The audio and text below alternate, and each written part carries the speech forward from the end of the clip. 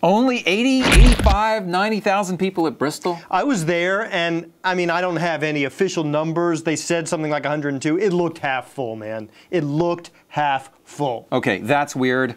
Just like Buzz Cutler, just like Bassmasters, here we are in the Rowdy Studio to talk about what happened at Bristol. I mean, Bruton Smith is now saying he's going to change it back to the old Bristol, the one-groove racetrack.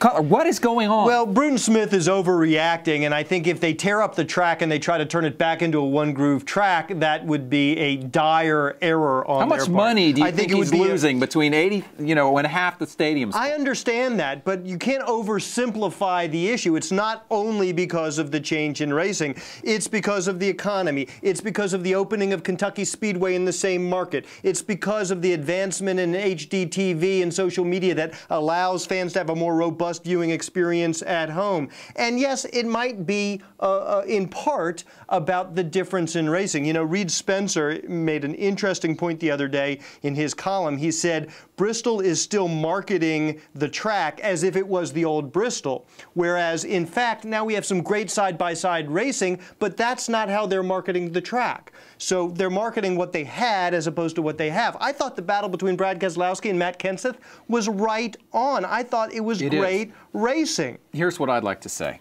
There are all those factors. There's one main factor.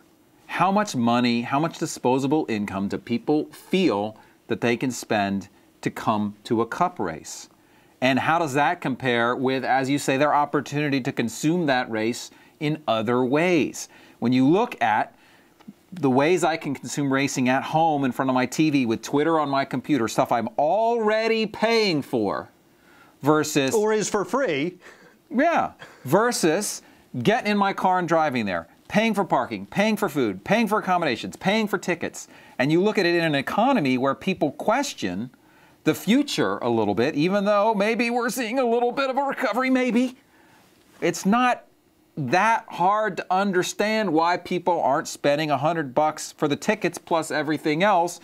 And then you, on top of that, you add into it the fact that people will look back to the past and glamorize what it used to be. They won't remember the Elliott Sadler 2001. He stays out on old tires and drives away with it for the last 100 laps, ho-hum. They don't remember those. Right. They remember Earnhardt and Labonte and Kurt Busch and Jimmy Spencer and all the rest of them. Look, so, you glamorize the past and you don't have as much disposable income, all of a sudden you're going, I'm not sure changing the racetrack does enough on the former. No, I don't think changing the racetrack addresses the core issues, of which there are many. I actually think it's the economy mainly. Well, I also think Kentucky Speedway shouldn't be underestimated because that's the same market, and it's on the way for a lot of people. I agree. It takes that potential group out, but it comes back to how much money. Agreed. Now, everybody has their own likes and dislikes when it comes to style of racing. For my money, and I'm just talking about my opinion, what we now have at Bristol is really good racing.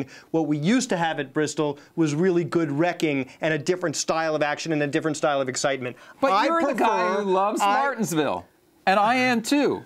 And that's a one-groove track. It's a different animal, where you have to move people out of the way. It's a different animal. I'll take the old Bristol. I'll take the new Bristol. Either one. I think they're both great. I love this racetrack, and I think the old Bristol was great, and I think the new Bristol is great too. If they want to change it back, make it a one-groove track again, it's okay with me. I think that would be an overreaction on the part of SMI. I just don't know if you're going to get what you want to get. You'll get a bump. I think you'll get a bump. You'll get a short-term bump, and maybe you get a short-term bump, and then the economy is more recovered, and maybe you move on your merry way, and you say it worked. I don't know. I just think the main problem is... Yeah, and all this talk about the track is a distraction from the real issue. I think so. All right, that's Bassmasters. I'm Buzz Cutler. Thanks for watching our take on the Bristol attendance woes. Rowdy.com. Say it like it is. Say what like it is? Rowdy.com.